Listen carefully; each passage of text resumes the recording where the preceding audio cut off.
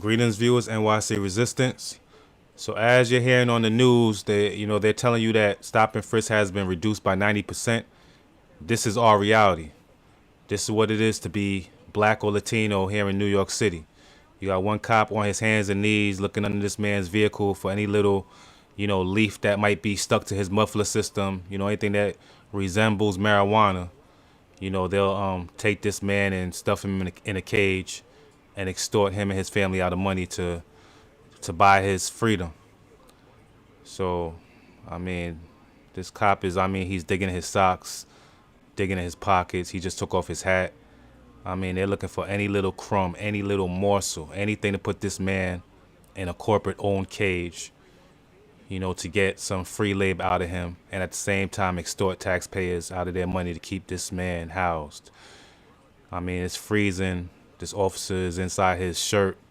He just unzipped his sweater. I mean, this what it is. Just opened up his gas tank. These cops are desperate to make an arrest. And as you can see, they're driving a Toyota Camry with a bent up license plate. No flashing lights, no nothing. This wasn't even a regular stop. The man was already parked. And now he has to convince these cops that he's done nothing wrong, even though they have no probable cause. There's no reason to even suspect that he's done anything wrong. He's pleading with them like what did I do? What's wrong? And I just could imagine what they're telling him. Now see, they're telling him, go sit on the bumper, stand right there while one watches him, make sure, he doesn't go anywhere. And, there's going to be a lot of small talk and questioning. How's your day? Where you going? Where you coming from? The best thing is not to say anything other than give these people your license, registration, insurance card. Don't get into no conversation with them because the whole time they're looking to entrap you. They're looking to incriminate you. They want to get you in that cage, to meet their monthly quota. These three undercover cops, this is what they do. They out there to make arrests. They're not out there to keep anybody safe or look for any real crime. They simply there to handcuff people and take them to jail. You see, he could hardly focus on the guy he has on the bump. He's looking around, see if anybody's recording him. Because these people, they know they're criminals. They could hardly focus on the person that they got stopped. Look, he completely turned his back to the guy he has on the bumper. Is that protocol? Is that what they teach you in the academy? Face the street, look around, see if anybody's filming your criminal activities. You know, look at this one. No badge, no nothing. Just came out the car. Just finished rummaging through this man's car. Putting his hands on everything. Now he's gonna take out a box of smokes and smoke it right in front of the guy. This is reality, folks. Not what you see on the nightly news or CNN. Not the propaganda that they tell you about how the NYPD has been retrained to treat citizens with respect, give you a business card, explain to you why you're being stopped, and all that polite stuff. This is amounts to nothing but sheer terrorism. It's absolutely, it's freezing out there. They got this man out here searching his car looking for any little thing, they can use to make an arrest, they send these cops out here to look for the drugs because the government ships the drugs in. So they know the drugs is here. It's just a matter of who has them. They know the drugs is here. So, this is what we got to go through, cops blowing cigarette smoke in your face as they violate your constitutional rights. Black and brown people, you have no rights. You have no First Amendment. You have no Fourth Amendment. That's why I can't walk up there and let them see me filming them because they'll take my camera or they'll charge me with obstructing police work or whatever they can make up. You have to hide. You can't let them see you. You got no Fourth Amendment right to your belongings, your personal effects. Look, he gives it one more check before he leaves, just hoping that something miraculously appears in this man's gas cap, so he could say, hey, not so fast, turn around, put your hands behind your back. These people are desperate for an arrest, desperate to lock black and brown people up. This is America for you. This is American justice. There is no justice. You could be parked in your car on the side of the road and three armed white guys from Long Island in a Toyota Camry with a bent up license plate will hop out and search your car from bumper to bumper, looking for any little plant that the government outlawed, to pump citizens into their corporate owned prisons.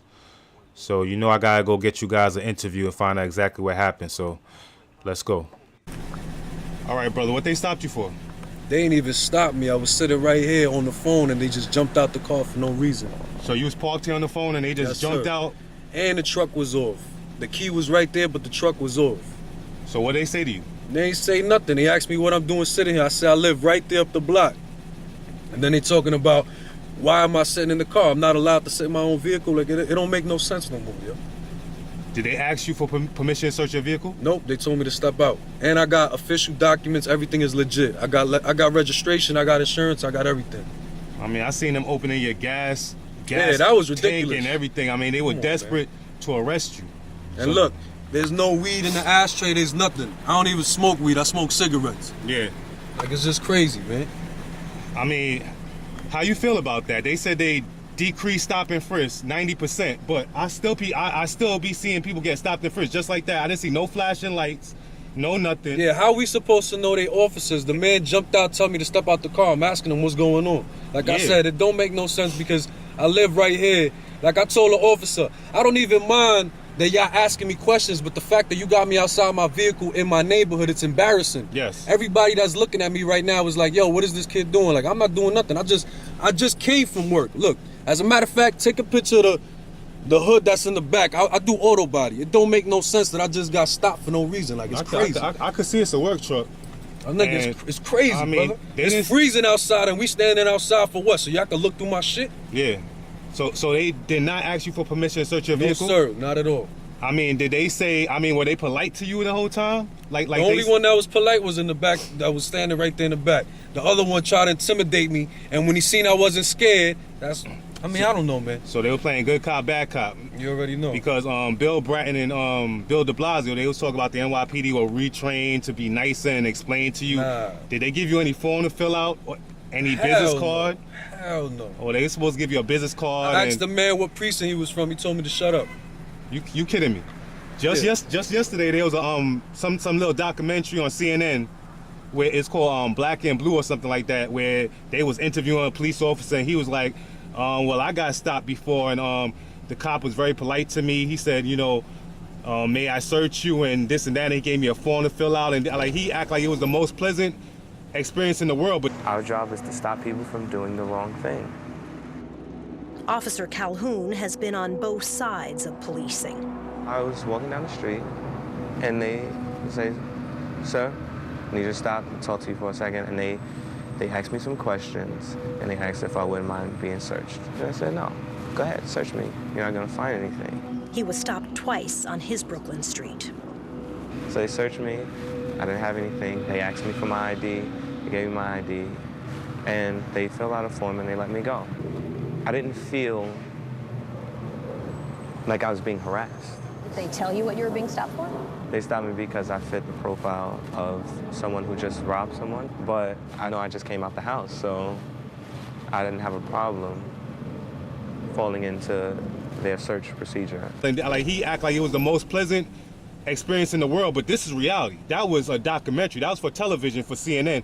But this is reality. In reality, they threaten you, they intimidate you, they don't ask you for permission to search your vehicle. This is what's even crazy. This is what's ironic about it all, my brother. Yeah.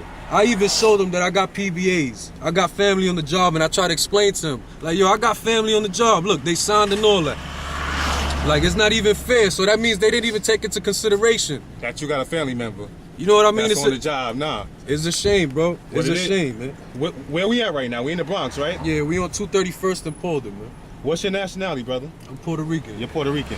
That's why I tell all my viewers. I be like, the NYPD, they have no respect for black and Latinos. And this is just what I'm talking about. They be like, yo, NYC Resistance,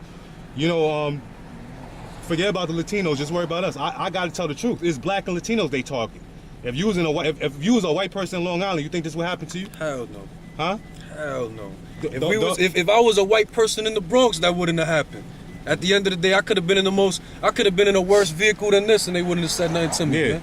I mean, come on, man. He see that I got a chain. I'm tucked in. I'm trying to keep warm, and he want to open up my jacket. Come on, to me it don't make no sense what just happened. Now what it is, they desperate for arrest, and at the same time they don't want no attention. They want to make it seem like Stop and Frisk went down when in fact it's the same as it ever been, because the prison business is just that. It's a business. Exactly. It's Because an industry. they use us as cattle. Because every person that goes through the system, they get paid through it. They make Now, money. Think about it. We don't get paid when we get through the system. We gotta pay for our own imprisonment. Yeah. We gotta pay for our own lawyers. We gotta pay for our own bail. Like, it's one sided. But at the end of the day, it's like I said, homie. This happens to me every day.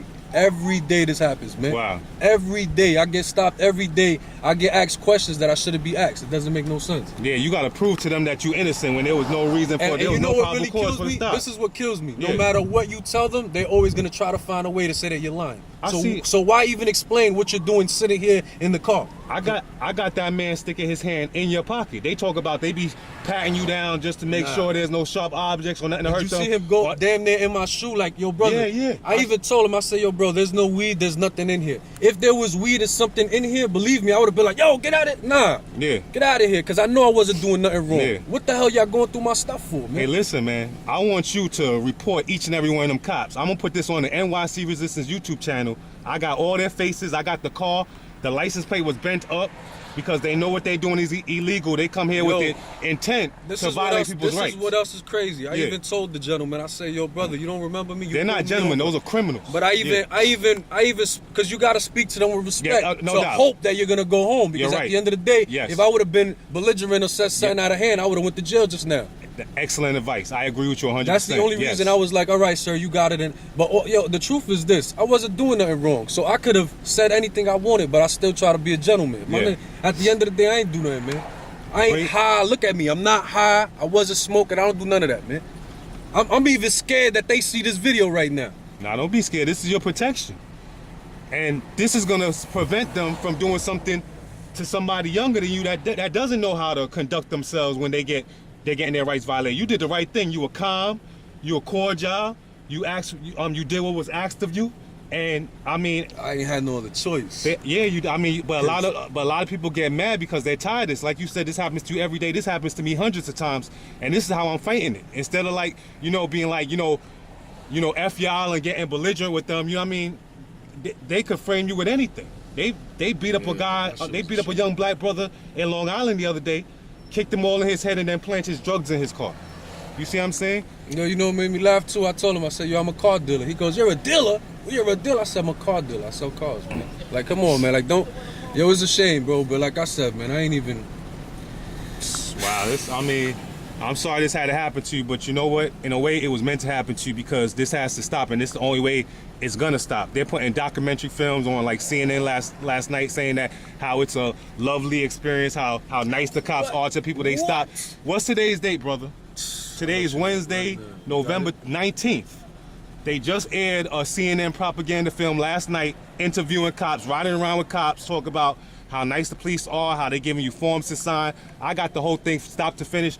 Them police ain't even have flashing lights. The license plate was bent up, so you can't even track them down. They gave you no business card, no way to file a complaint, no way to find them after this incident. If I didn't have it on tape, there's no way to prove that this even occurred. It'd be your word against theirs, and guess who they're gonna believe? The cops. So this is real right now. This is reality, not propaganda, what they showing on CNN. And they stole my footage, didn't ask me for permission, didn't give me credit, didn't compensate me, nothing. Just stole my footage and used it for a propaganda film to lie to the American people that the NYPD and other police departments are treating the black and brown people that they stop with courtesy and respect. I'm sure they didn't get no call. They weren't looking for no criminal.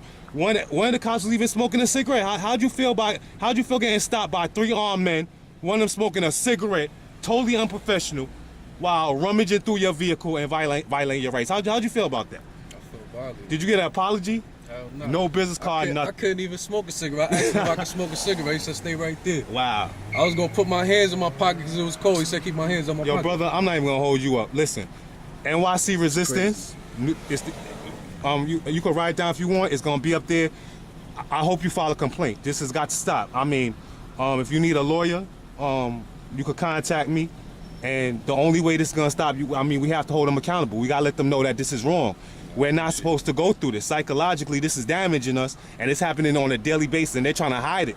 That's why they got these cops driving around in all these undercover cars, no flashing lights, bent up license plates. The cops ain't even identify themselves. They blowing cigar and cigarette smoke in people's faces, telling them to shut the F up.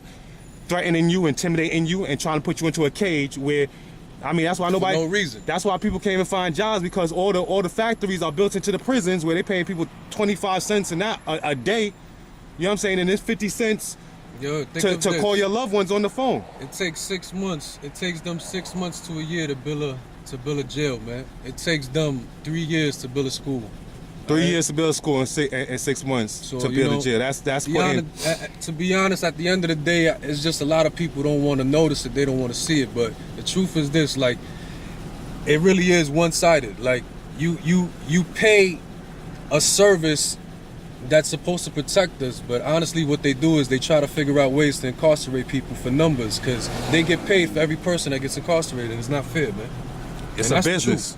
That's the only reason they come here from Long Island, Queens, Westchester, Long Island. I even asked him, I said, sir, what is it that you're looking for? Weed? I said, you're going through this car looking for weed right now? It doesn't make no sense. I said, I don't have no guns. I don't have nothing like that. I said, what are you really looking for?